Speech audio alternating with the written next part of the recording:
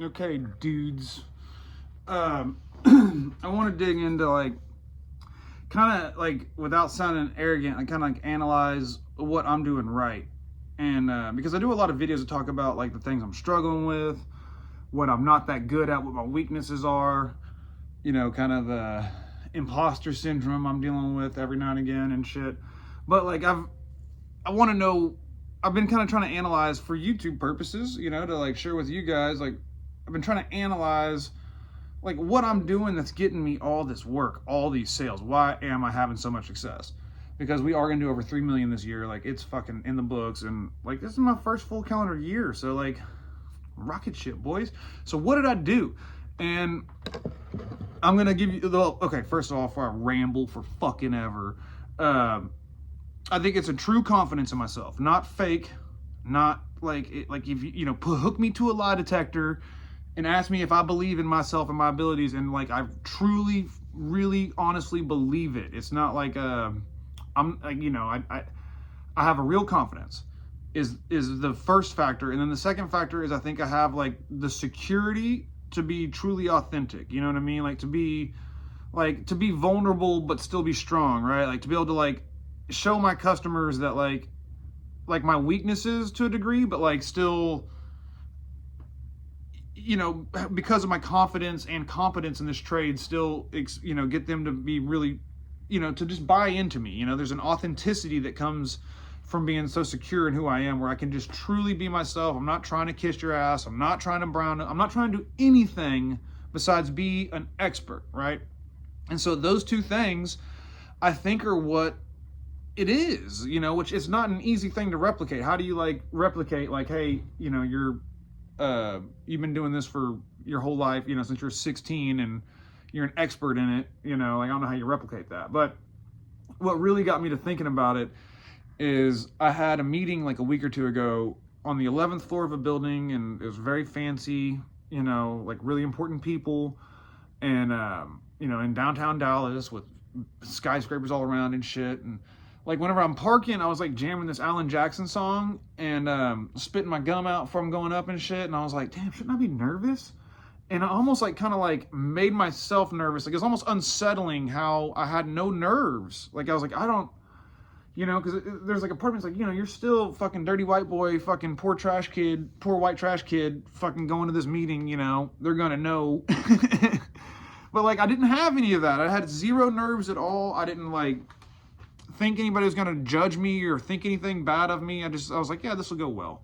You know what I mean? I felt like Tiger Woods stepping up to take a 4-foot putt, like I'm sure this is gonna go in. You know what I mean? Like, I'm sure of it. And the meeting went well. Like, I looked smart. Like, they asked me some questions that like were unrelated to this job, but like to their building, and like I looked very smart and showed some shit that like impressed their building engineer, and it went very well for me. And that kind of got me digging into like, why wasn't I nervous? Why was I so confident? Like, what is it? And then I had a lunch meeting yesterday. It was a very important business lunch meeting. It cost me like $400 fucking dollars, dude. Took some dudes out to lunch, if you know what I mean. But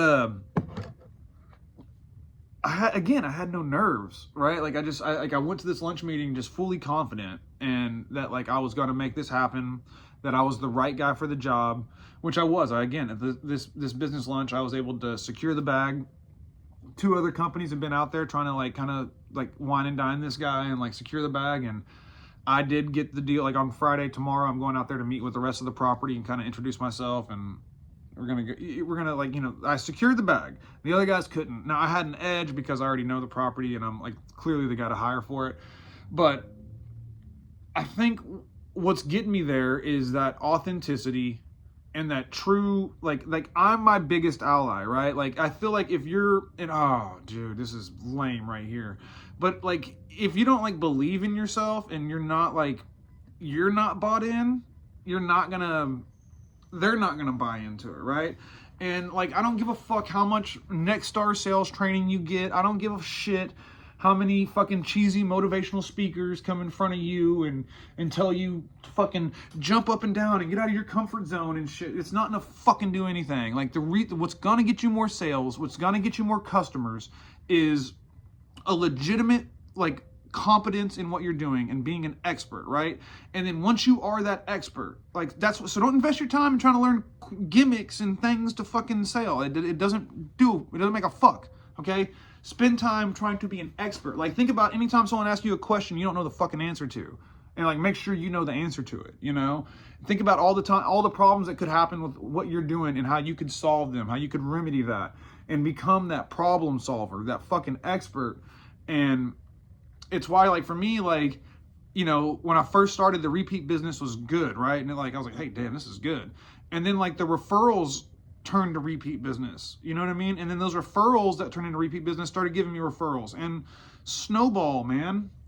And it's because I've been watching more and more like small business content, you know, kind of like akin to what I do, I guess, sort of. But like one thing I watch is Kick Charge.